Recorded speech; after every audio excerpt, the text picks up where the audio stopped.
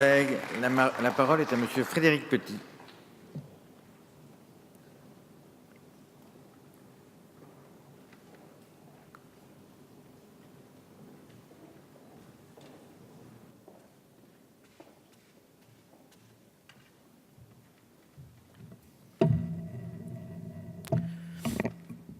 Merci Monsieur le Président, Madame la Présidente, Madame et Monsieur les rapporteurs, mes chers collègues. Cette convention sur l'érosion de la base d'imposition et de transfert des bénéfices doit apporter une amélioration de la cohérence des règles fiscales et combler les décalages. Nous avons tous parlé ici des entreprises multinationales qui utilisent les variations dans les systèmes fiscaux pour payer moins d'impôts, certes légalement, mais artificiellement et surtout, osons le mot, immoralement. Il faut tout d'abord rappeler un petit peu l'histoire de cet accord qui est parti d'un constat. Ça a pris du temps, il a fallu observer les mécanismes, ce que l'OCDE a fait, puis une réunion d'experts et seulement après la rédaction de l'instrument. Cet accord est donc le résultat de nombreuses années de travail et c'est aussi quelque chose qui a peu été rapporté jusqu'à présent. C'est aussi pour ça qu'il faut que nous lui fassions confiance. Ce programme est tout d'abord le fruit d'un travail d'observation des mécanismes. C'est en ça que la chose est d'importance. C'est en 2014 que l'OCDE a remis un premier rapport sur l'élaboration d'un instrument multilatéral. Nous avons beaucoup discuté et je me permets de répondre à ma collègue précédente sur l'idée de passer systématiquement par l'ONU. Nous avons ici un outil multilatéral unique qui remplace et qui vient encadrer du bilatéral multiple. Il faut faire attention au bilatéral. Le bilatéral est très utile et les conventions bilatérales sont très utiles, en particulier pour les électeurs de ma circonscription. Mais effectivement, nous avons le besoin d'avoir un outil multilatéral qui encadre le bilatéral de façon à ce que nous puissions, sans passer par la révocation, la retravail des plus de 1000 conventions bilatérales, que nous puissions appliquer des règles. On a parlé ici aussi d'un grand, d'un petit pas, d'une goutte d'eau. Permettez à l'ingénieur que je suis de parler de cliquet. Je crois que ce qui est important dans cet accord, qu'il soit grand ou petit, c'est l'effet du monte-charge, c'est-à-dire qu'on ne reviendra pas en arrière. C'est un pas dont on peut apprécier différemment la taille, mais en tout cas, c'est un effet de cliquet, c'est-à-dire qu'à partir du moment où nous nous engageons dans cette procédure, nous ne pouvons pas revenir en arrière et nous allons sûrement dans le bon sens. C'est ce qu'on appelle le cliquet en mécanique et c'est très important dans les grandes charges. De manière générale, il s'agit d'un outil de lutte contre l'érosion et les transferts de bénéfices. Une chose dont on n'a pas beaucoup parlé, dont mes précédents collègues n'ont pas beaucoup parlé, c'est surtout la possibilité de lutter de façon souple, parce qu'il n'y a pas d'autre moyen.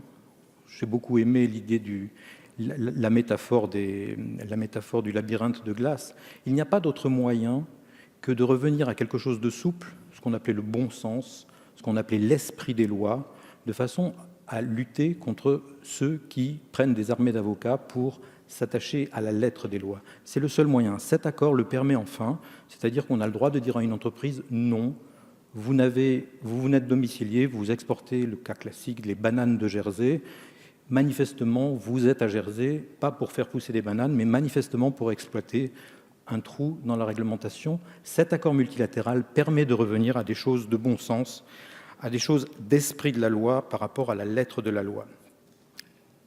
Un autre domaine sur lequel mes précédents collègues ont peu insisté, et je me permets d'insister, c'est l'un des 3 piliers de cet accord qui est la transparence. Effectivement, et c'est aussi une des raisons pour laquelle je suis très réservé sur le fait d'attendre un gouvernement général de la planète à l'ONU, comme certains ici l'appellent, je crois que le premier effort est un effort de transparence, d'arrêter de jouer à cache-cache, de revenir à des choses qui sont du domaine de la négociation, du domaine de la fraternité. Même avec les grandes entreprises, je crois que c'est une bonne direction pour faire avancer ce que nous devons faire avancer. Il s'agit donc d'un accord souple. En témoigne l'adhésion ou non. Pour moi, c'est une qualité, qu'on puisse adhérer ou pas, que chaque État puisse définir quel est le niveau en fonction de ce qu'il veut protéger avec un pays ou avec un autre, qu'il puisse définir le niveau de ce qu'il prend ou qu'il ne prend pas dans cet accord multilatéral. Et je rappelle que la France a été un de ceux qui a le moins exclu et qui a pris le menu le plus contraignant dans ce menu de choix. Bien entendu, ces actions, c'est une feuille de route, avec une identification claire et une prioritisation des problèmes à traiter. Beaucoup de systèmes fiscaux comprennent déjà des normes, mais sans homogénéité. Nous avons enfin une évolution à grande échelle qui a lieu. Pour terminer, c'est également une question de timing qui s'impose à nous. Après un long processus, un constat dressé et une réflexion à bien pour aboutir à des propositions sérieuses, la Convention est déjà entrée en vigueur dans 82 États et notre pays s'engage à la ratifier le plus rapidement possible. C'est un geste fort pour la lutte contre la fraude fiscale que de voir la France apporter son soutien et sa participation à cette bataille. Alors qu'on nous a parfois ici taxés de riches, faisant des lois pour les riches, nous apportons aussi, par la signature de cette convention, une réponse législative internationale. Et nous faisons enfin un pas concret vers un système international et porteur de justice.